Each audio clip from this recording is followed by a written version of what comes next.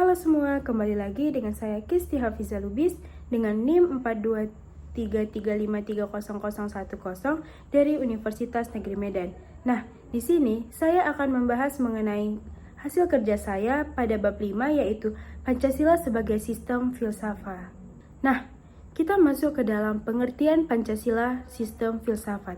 Nah, di dalam istilah filsafat ini sendiri berasal dari bahasa Yunani yang artinya filosofia, yang terdiri dari kata philos atau cinta dan sophos atau kebijaksanaan. Nah, istilah filosofos ini pertama kali digunakan oleh Pythagoras untuk menyebutkan dirinya sebagai pecinta kebijaksanaan. Berbagai filsuf memberikan berbagai filsafat tentang perbedaan, antara lain yang pertama itu ada Plato, yang mana filsafat sendiri adalah pengetahuan yang bertujuan untuk mencapai kebenaran yang asli. Nah, yang kedua itu ada Aristoteles, di mana filsafat sendiri adalah ilmu yang mencakup tentang kebenaran dalam ilmu metafisika, logika, etika, ekonomi, politik, dan estetika. Nah, yang ketiga ada Al-Farabi, di mana filsafat sendiri adalah ilmu yang mempelajari tentang alam maujud dan hakikat yang sebenarnya.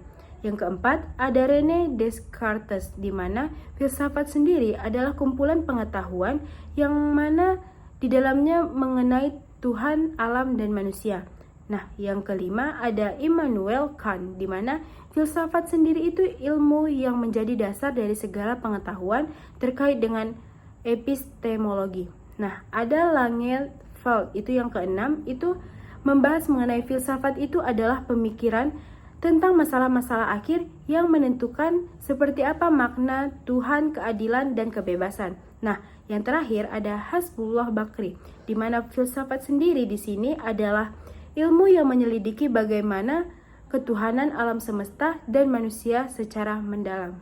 Sistem filsafat menurut Louis of Katzoff adalah sebuah kumpulan ajaran yang terkoordinasi, di mana suatu sistem ini haruslah memiliki ciri-ciri tertentu yang berbeda dengan sistem lainnya. Misalnya adalah sistem ilmiah. Nah, di dalam pengertian sebagai pengetahuan yang menembus dasar-dasar terakhir dari segala sesuatu, filsafat ini memiliki 4 cabang keilmuan yang utama, yaitu di dalam dikti pada tahun 2013 yang berisi yang pertama itu ada metafisika, yang membahas cabang filsafat tentang asal mula segala sesuatu yang ada dan mungkin ada.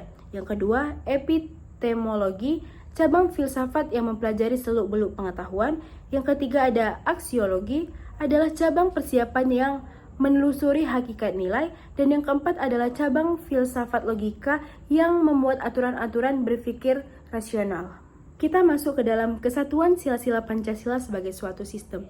Nah, istilah sistem ini sendiri berasal dari bahasa Yunani yaitu sistema, yang berarti keseluruhan dari yang terdiri dalam berbagai bagian yang saling berhubungan. Nah, sistem ini menunjukkan kumpulan bagian yang berkaitan seperti organ tubuh, ide-ide, serta prosedur.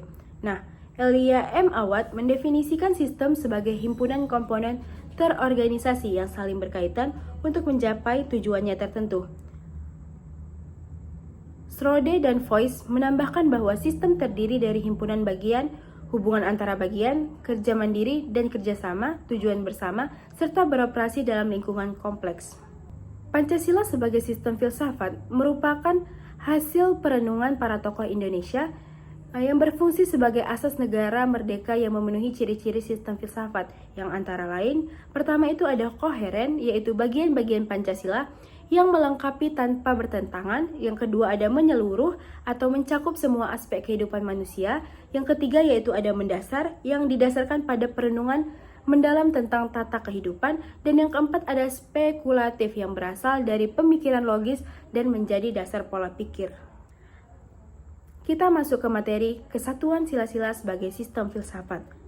Nah, filsafat ini sebagai genetivus objektivus dan genetivus subjektivus, di mana genetivus objektivus ini adalah Pancasila yang dipandang sebagaimana objek yang dicari landasan filosofisnya berdasarkan sistem filsafat barat.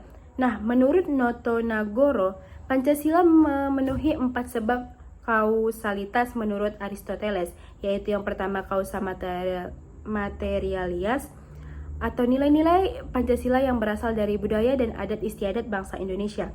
Yang kedua ada causa formalis, di mana bentuk Pancasila itu dirumuskan dalam pembukaan Undang-Undang 1945. Yang ketiga ada causa efficiens, di mana proses yang menjadikan Pancasila sebagai dasar negara yang sah. Yang keempat ada causa finalis, di mana tujuan Pancasila yang dirumuskan oleh para pendiri negara. Kemudian kita masuk ke yang kedua, landasan ontologis Pancasila. Nah, ontologi ini berasal dari kata Yunani yang berarti sesuatu yang ada. Pandangan ontologis Pancasila mencakup Tuhan, manusia, persatuan, rakyat, dan keadilan. Notonagoro mengemukakan 3 teori asas hubungan antara dua hal yang diperbandingkan. Yang pertama itu ada asas hubungan antara yang merupakan sifat atau kualitas. Yang kedua, asas hubungan yang berupa bentuk, luas, dan berat atau kuantitas. Dan yang ketiga, asas hubungan yang berupa sebab dan akibat atau kausalitas. Yang ketiga ada landasan epistemologi Pancasila. Nah, epistemologi ini berasal dari kata Yunani yaitu episteme atau pengetahuan dan logos atau teori yang menyelidiki hakikat, landasan batas-batas, dan patokan kesahihan pengetahuan. Nah, landasan epistemologi ini berfokus kepada bagaimana pengetahuan dan kebenaran dapat diakses dan diterapkan dalam konteks nilai-nilai Pancasila. Yang keempat, ada landasan aksiologis Pancasila. Nah, aksiologis Pancasila ini mencakup nilai-nilai dasar yang terdapat dalam pembukaan Undang-Undang 1945 yang harus dihayati dalam pelaksanaan dan penyelenggaraan negara. Sila-sila Pancasila dapat dibedakan antara yang pertama itu hakikat umum universal atau substansi Pancasila sebagai pedoman negara, dan yang kedua ada realisasi pengalaman di mana Pancasila ini sebagai dasar negara yang khusus dan konkret. Lalu ada hakikat sila-sila Pancasila. Nah, kata hakikat ini sendiri merujuk kepada inti yang terdalam dalam segala sesuatu yang terdiri dari unsur-unsur tertentu dan memisahkan sesuatu itu dari yang lain, bersifat mutlak. Nah, dalam konteks Pancasila, hakikat terbagi menjadi 3 kategori. Yang pertama, hakikat abstrak yang berisi mengenai unsur-unsur umum yang tetap dan tidak berubah. Yang kedua, hakikat pribadi di mana berisi mengenai sifat khusus yang terikat pada objek tertentu. Yang ketiga, ada hakikat konkret yang mana berisi mengenai kenyataan Pancasila sebagai dasar filsafat negara. Pancasila sebagai dasar filsafat negara sendiri mendasari semua peraturan hukum di Indonesia dengan nilai-nilai ketuhanan, kemanusiaan, persatuan, kerakyatan, dan keadilan. Dinamika Pancasila sebagai sistem filsafat terbagi atas beberapa. Yang pertama itu ada era Soekarno, di mana Pancasila dikenal sebagai filosofis Groundslag yang mengacu pada gagasan filosofis untuk negara merdeka. Yang kedua ada era Soeharto, di mana Pancasila menjadi lebih praksis dan diintegrasikan dalam kehidupan sehari-hari melalui penataran P4. Dan yang ketiga ada era reformasi, di mana Pancasila itu kurang terdengar dalam praktik, tetapi tetap ada di dalam wacana akademik dan kritik. Baik, sekian yang dapat saya sampaikan dalam hasil bab 5 saya. Jika ada kesalahan dan kesilapan, mohon dimaafkan. Sekian dan terima kasih.